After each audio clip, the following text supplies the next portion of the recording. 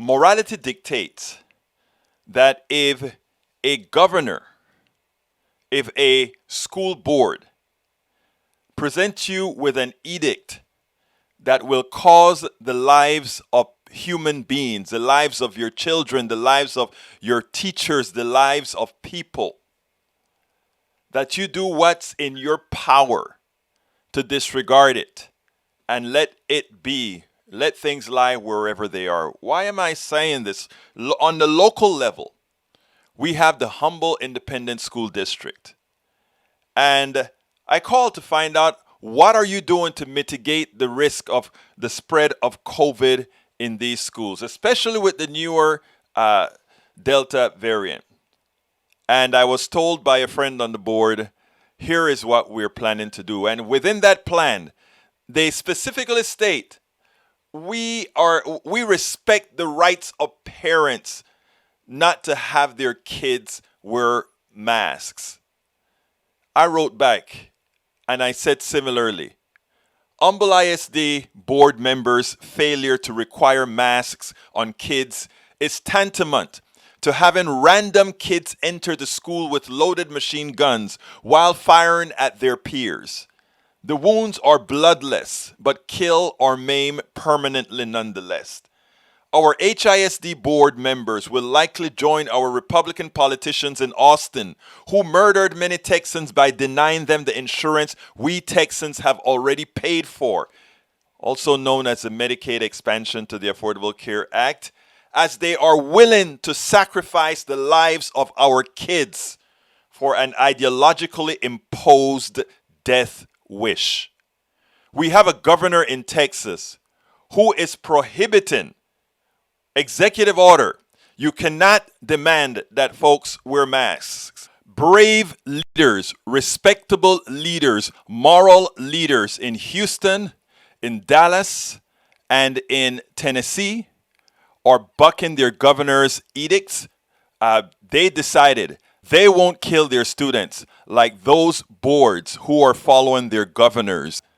In Texas, the ICUs are 90% filled, 25% or more with COVID people with COVID.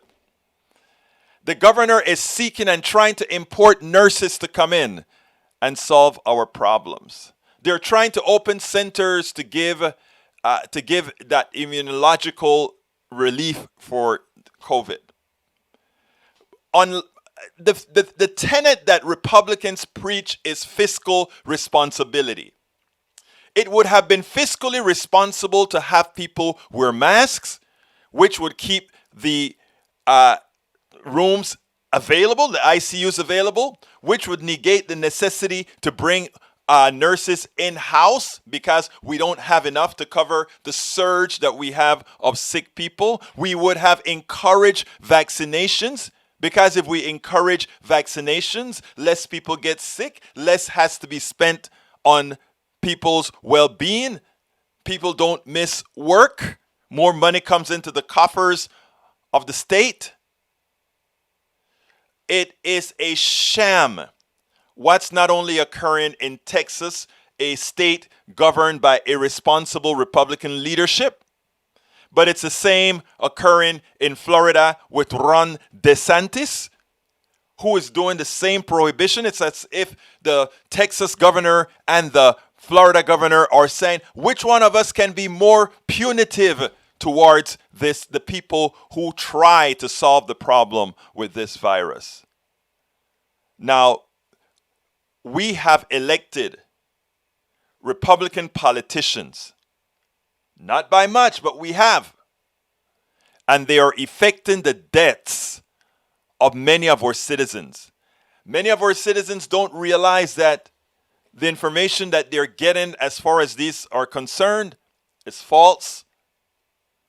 And they continue to fall prey to these Republican politicians that, for reasons many unknown, seem to have a death wish, mostly on those who elected them. This has got to change because they are running around with viral machine guns. And some of those stray bullets are going to get into those who are doing the responsible thing. Folks, wake up.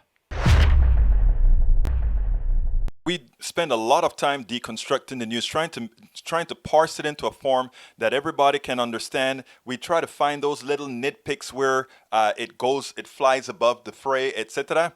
If you really like these videos that we do, I want to ask a big favor. Please go ahead. Number one, subscribe to our channel, and number two, please join if you can. Thank you so kindly for watching. Keep watching. Please remember to share. We must populate the entire internet with our progressive message, a message that we know is what most Americans say that they want. So help us, please join.